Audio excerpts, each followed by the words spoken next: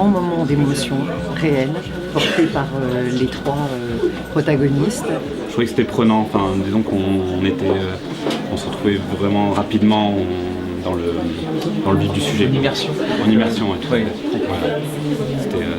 C'était bien, c'était vraiment bien. J'ai été très touché par cet éternel recommencement d'espoir déçu. Déçu par la révolution qui n'aboutit pas. Et c'est très troublant parce que ça fait un lien avec une actualité qui est brûlante aussi. Ça a permis vraiment un petit peu de comprendre, de savoir plus au-delà des médias, d'avoir un autre point de vue donc de ce qui a été en fait pas vraiment la révolution puisqu'elle a avorté. Voilà, elle a avorté, mais disons comment ils ont pu ressentir ça, quoi. Je pense que l'auteur que j'ai accompagné dans cette aventure, Ariski Mellel, il a voulu un peu traduire ce qui s'est passé en Algérie pendant ce qu'on appelle les révoltes arabes et qui ont agité la Tunisie, la Libye et l'Égypte surtout.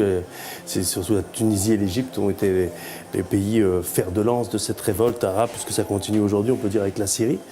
Et donc il a voulu un peu témoigner de cela, et il a pris le parti pris de raconter l'histoire de trois personnes qui se connaissent, qui ont quelque chose en commun, trois solitudes dans ce bouillonnement révolutionnaire.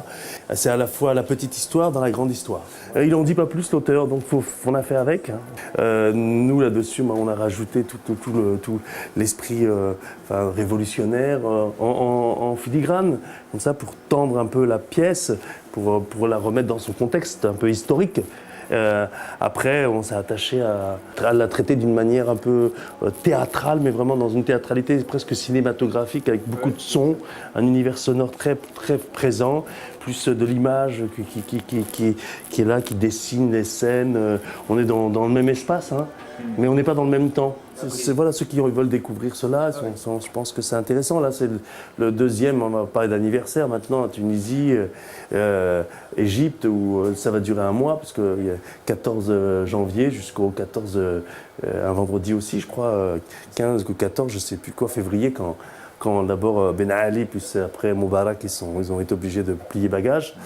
Voilà, donc je pense c'est intéressant de venir ici à Belleville. Voilà, le message est passé. Merci.